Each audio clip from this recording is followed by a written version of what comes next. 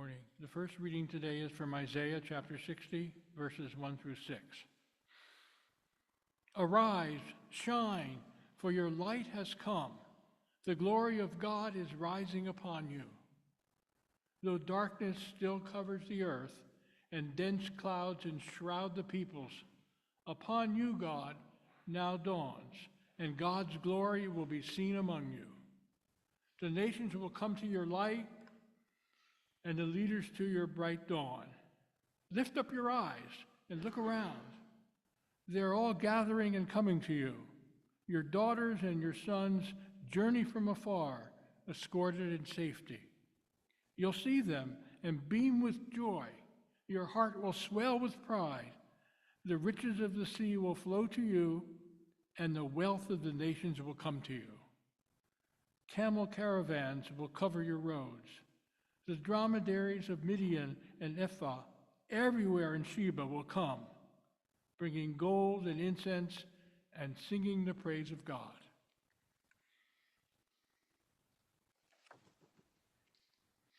The gospel reading today is from Matthew chapter 2, verses 1 through 12. After Jesus' birth, which happened in Bethlehem of Judea during the reign of Herod, astrologers from the east arrived in Jerusalem and asked, "Where is the newborn ruler of the Jews? We observed his star at its rising and have come to pay homage." At this news, Herod became greatly disturbed, as did all of Jerusalem. Summoning all the chief priests and religious scholars of the people, he asked them where the Messiah was to be born. "In Bethlehem of Judea," they informed him. "Here is what the prophet has written. And you, Bethlehem, land of Judah, are by no means least among the leaders of Judah, since from you will come a ruler who is to shepherd my people Israel." Herod called the astrologers aside and found out from them the exact time of the star's appearance. Then he sent them to Bethlehem, after having instructed them, "Go and get detailed information about the child. When you have found him, report back to me, so that I may go and offer homage too." After their audience with the ruler, they set out. The star which they had observed at its rising went ahead of them until it came to a standstill over the place where the child lay. They were overjoyed at seeing the star, and upon entering the house, found the child with Mary, his mother. They prostrated themselves and paid homage. Then they opened their coffers and presented the child with gifts of gold, frankincense, and myrrh. They were warned in a dream not to return to Herod, so they went back to their own country.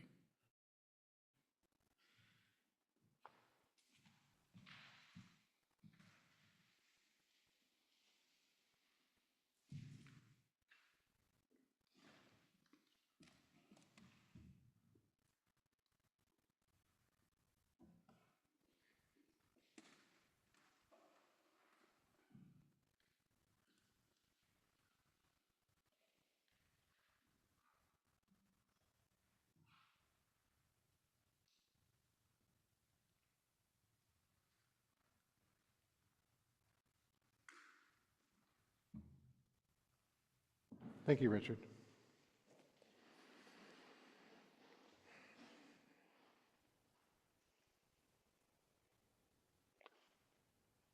There's a lot weighing on us right now. Let's take a moment to take a collective breath in together. Breathe in. Breathe out.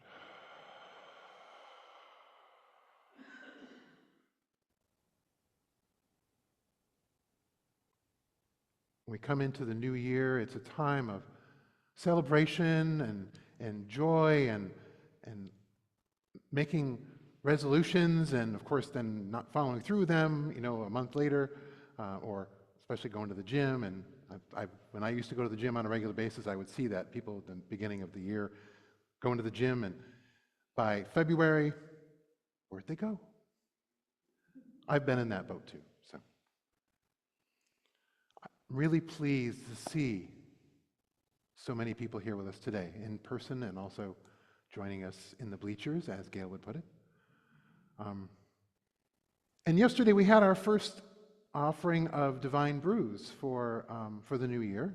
For those who don't know, Divine Brews is our monthly coffee gathering where it's a topical discussion. For January was what are your hopes and desires for 2026? And we had 9 people yesterday, which is the most we've ever had.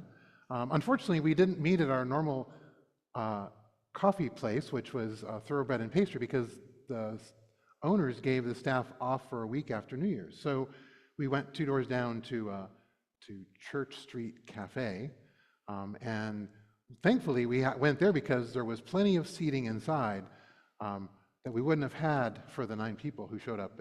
We were having to sit inside at Thoroughbred.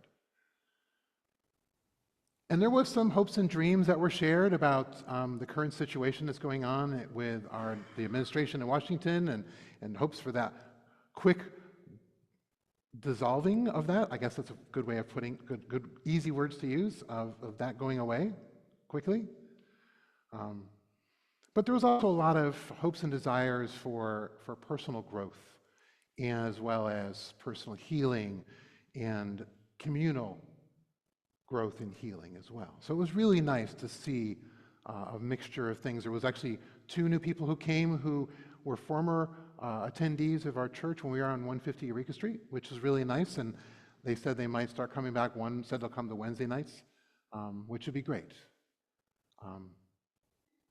for us to come. And it was, as I was walking from my car down 16th toward Church Street, I was praying that there would be ample seating. And sure enough, there was, because we didn't go to the normal place. I have learned that when we put it out there, a way is made.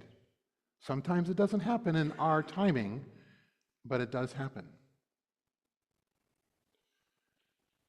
And that is where we are today, as far as praying for peace, praying for cessation of hostilities, and praying for a turnabout of what's going on. Sometimes it's not going to happen in our own time. It absolutely is not happening quick enough for me, but and I imagine I'm seeing some nodding of heads. I'm seeing that's probably the case as well. So, will you pray with me? Holy One, light rising in the shadows, wake us to your presence among us. Shine through word and silence until we remember your light lives within us. Arise in us today, light of peace, that we might shine in the world. Amen.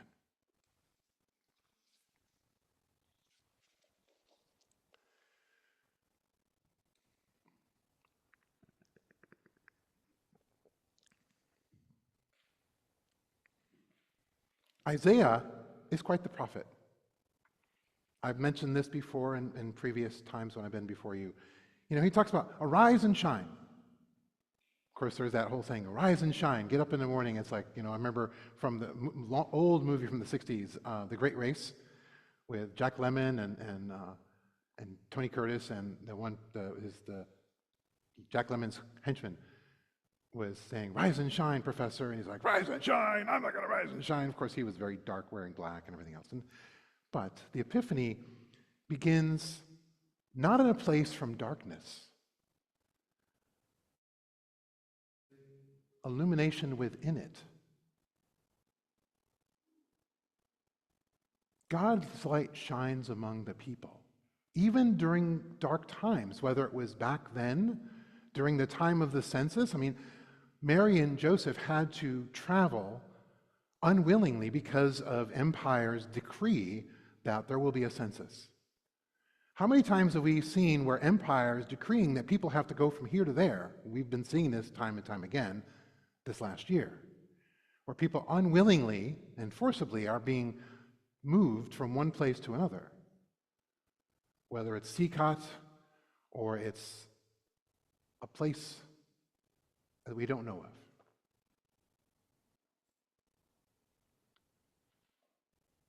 One of the things about Epiphany is that sacred light awakens us to who we truly are, reflections of God's love.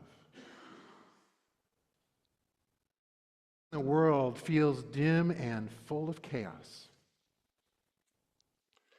I would imagine and I hope that there are a number of people that are now, as things continue to spiral, that they're going from sleepwalking through the world and not aware of what's going on to some holy awareness. I can only pray for that, especially the people who have been very much drumbeating the support of all the stuff that's been going on in this country right now. The story of Matthew talks about these astrologers, these magi, these wise people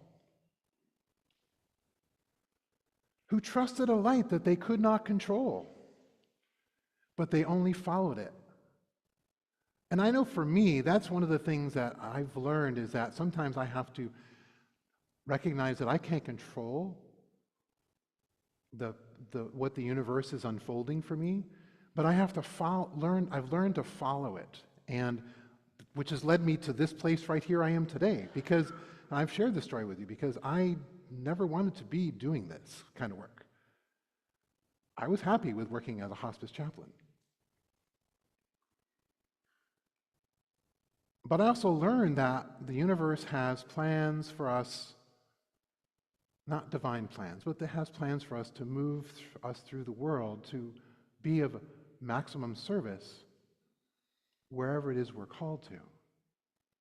Whether it's doing a protest, or today, making sandwiches for the Open Cathedral for the San Francisco Night Ministry with our host church, Trinity St. Peter's after service today.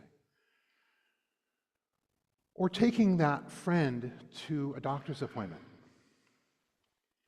Or just showing up for a person on the phone as they're driving from Los Angeles after they're trying to escape an abusive relationship.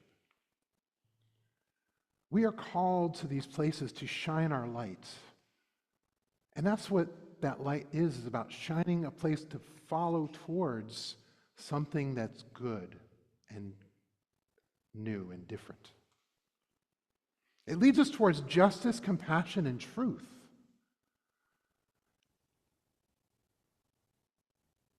The definition of epiphany is according to Merriam-Webster anyways, an intuitive grasp of reality through something such as an event, usually simple and striking. Have you ever had an epiphany? Seeing some hands raising up. I'm sure some people may have had it but not realize what it was. I know I've had them. Leading me to where I am today, as far as I should do this to go do a master's in divinity and all the things, and I've shared that story with you before. It changes your perception of the world or how you thought the world worked. Isaac Newton had an epiphany with the falling of the apple. Charles Darwin supposedly had an epiphany about natural selection by watching birds. Saul of Tarsus, also known as Paul, had an epiphany when he was struck blind walking on the road. Mary had an epiphany too when she was visited by the angels, or by an angel, I should say. And Joseph and the wise people had epiphanies in dreams. And with the Magi, the astrologers, they listened to that epiphany and that dream, and they went another way because they knew that Herod Empire was lying to them. These things were simple but striking, as the definition tells us. But there are things that have been happening that are not simple, but are also very striking, like the blatant disregard for the rule of law, or the blatant disregard of due process. Another thing that is not simple but is very striking is kidnapping people because of the color of their skin and deporting them to places unknown. And then also there is the other one about another illegal war for oil.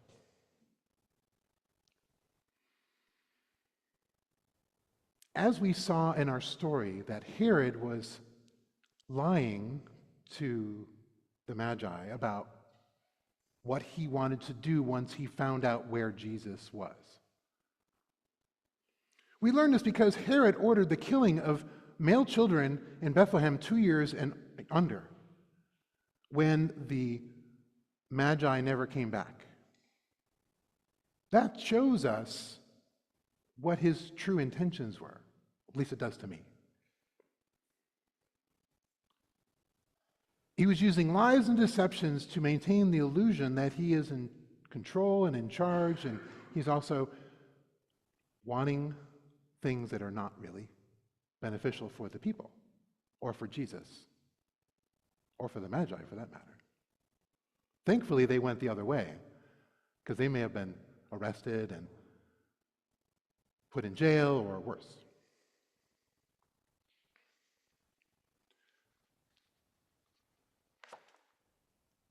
As we saw, that part about the killing of the infant males in Bethlehem is in the next part of the Matthew story that we didn't read today. It was the next few verses. We see time and time again that empire will cause harm to citizens for its own benefit. We've seen that in this country historically, we've seen it in this country today, we've also seen it in many gospel stories in the Bible. Today's about the Epiphany and sacred light. That sacred light shines through us. And that's what it comes down to, is our sacred light going out into the world and shining that love and that peace. Not the hatred and the chaos that we continue to see. The light revealed in Christ now radiates through ordinary lives and embodied love, that we reflect the sacred when we do things like resist empire, protesting, say no to unjust wars, honor all bodies,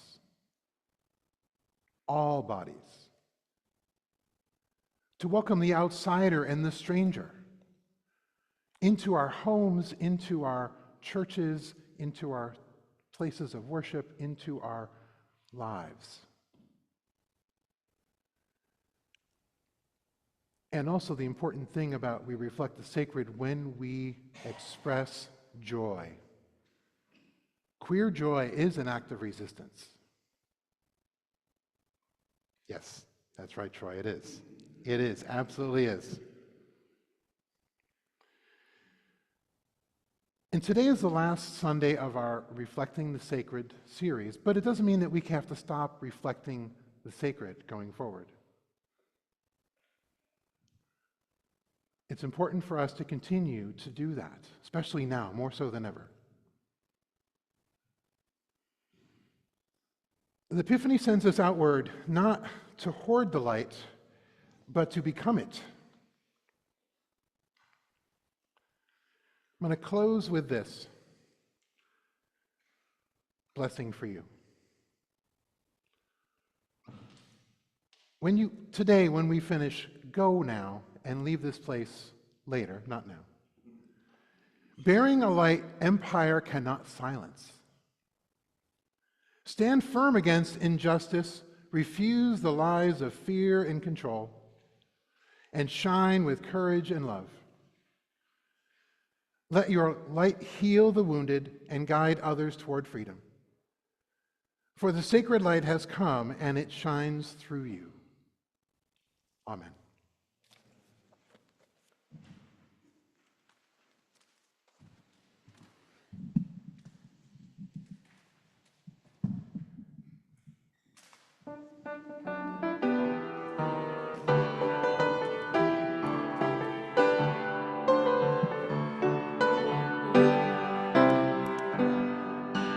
This little light of mine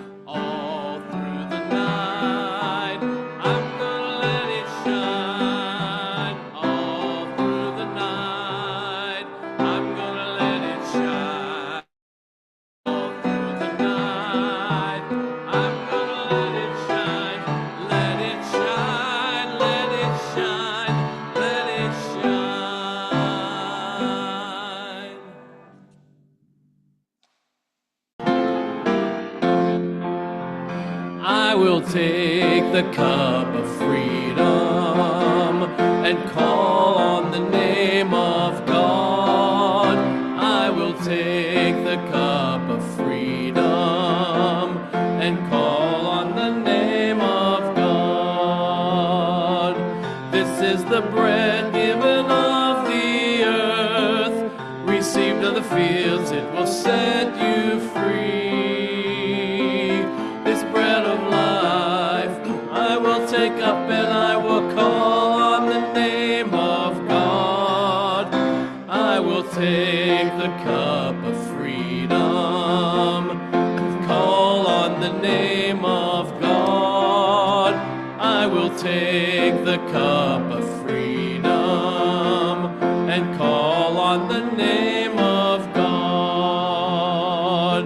This is the cup given of the earth, received of the vine, it will set you free. This cup of freedom I will take up, and I will call on the name of God. I will take the cup of freedom and call on the name of God. I will take the cup of freedom and call on the name of God. This table, as with every Metropolitan Community Church table around the world, is set and open for all people. You do not need to have a green card, a passport, a driver's license. You don't have to have a Visa or a MasterCard. You don't even have to be a member of this church. You don't have to believe what we believe in. All you have to do is have the desire to participate in a meal for liberation and new life. Our usher, Jeff, will guide you to come forward. If you choose to come forward, you will receive a bit of gluten-free cracker dipped in some grape juice, and I'll provide a brief blessing for you. You also can, if you would prefer to take communion at your seat, we have communion kits that are available that you can pull out the wafer and the juice. Or if you wish to do none of those things, you can sit in your seat, and that is participation because you are a witness, and you are still receiving the blessing of being part of this community and this meal of liberation and new life. Come, the table is set, and all are welcome as we sing. Our closing song, Step by Step.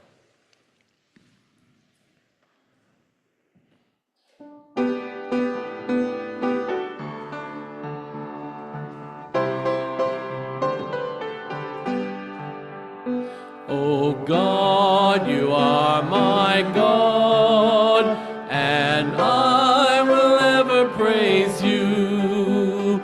O God, you are my God, and I will ever praise you.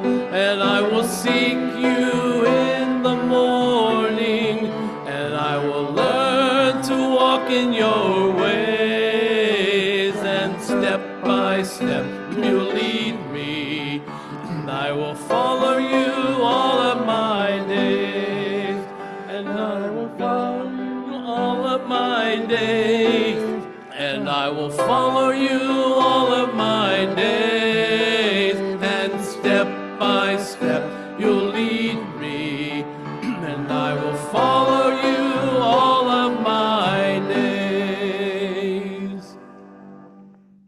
Beloveds, know that you are filled with sacred light. And that sacred light is to shine out into the world, to bring peace and love and joy and hope, and also to bring healing to those in your life, to the world, and to you. May God and the power of prayer and the love of Jesus Christ be with you always.